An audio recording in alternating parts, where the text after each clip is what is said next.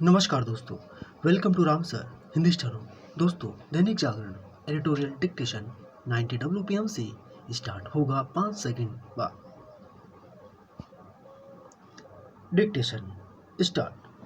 अमेरिकी राष्ट्रपति ट्रंप ने ईरान के बिजली और ऊर्जा ठिकाने को तबाह करने की धमकी देने के बाद पहले जिस तरह 5 दिन तक इन ठिकानों पर हमले टालने की घोषणा की और अब कहा कि कुछ और दिन की मोहलत दे रहे हैं, उससे यही लगता है कि वे समझौते के मूड में आ गए हैं। हालांकि रह रहकर वे ईरान को धमकाते भी हैं, पर उन्होंने जिस तरह हार्मुज समुद्री मार्ग खोलने के लिए भी समय सीमा बढ़ा दी, उससे यही लगता है कि वे किसी तरह इस युद्ध से निकलना चाह रहे हैं। उनके ऐसे संकेतों के बाद भी यह कहना कठिन है कि अमेरिका, इजराइल और ईरान के बीच छिड़ा युद्ध थम जाएगा। इसका कारण यह है कि ईरान बिना इस भरोसे अपने कदम पीछे खींचने के लिए तैयार नहीं कि उस पर फिर हमला नहीं किया जाएगा। जिस तरह ईरान अमेरिका की युद्ध विराम संबंधी शर्तें मानने के लिए तैयार नहीं हो सकता, वैसे ही अमेरिका और इजराइल के लिए भी उसकी शर्तें मानना संभव नहीं।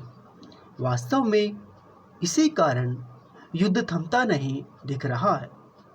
जहां इजराइल ईरान को निशाना बनाने में लगा हुआ है, वहीं ईरान उस पर हमले करने के साथ ही अपने पड़ोसी देशों पर मिसाइलें दाग रहा है।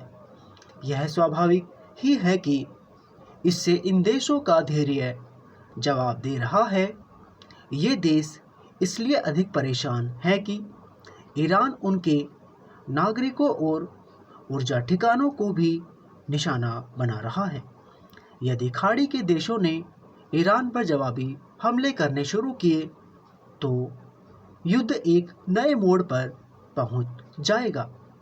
निसंदेह ऐसा न तो ट्रंप चाहते हैं और न ही विश्व के अन्य देश, क्योंकि ऊर्जा संकट कम होने का नाम नहीं ले रहा है। इसकी चपेट में भारत समेत अन्य एशियाई देश ही नहीं, यूरोप और अमेरिका भी आ गए हैं। इस ऊर्जा संकट के लिए प्रत्यक्ष रूप से तो ईरान जिम्मेदार है, जिसने होर्मुज जलमार्ग बाधित कर रखा है, पर परोक्ष जिम्मेदार अमेरिका ही है, जिसने बिना कुछ सोचे समझे इजराइल के साथ मिलकर ईरान पर हमला बोल दिया। ईरान ने अपनी जवाबी कार्रवाई से न केवल अमेरिका, इजराइल को तंग किया है, बल्कि पड़ोसी देशों को भी।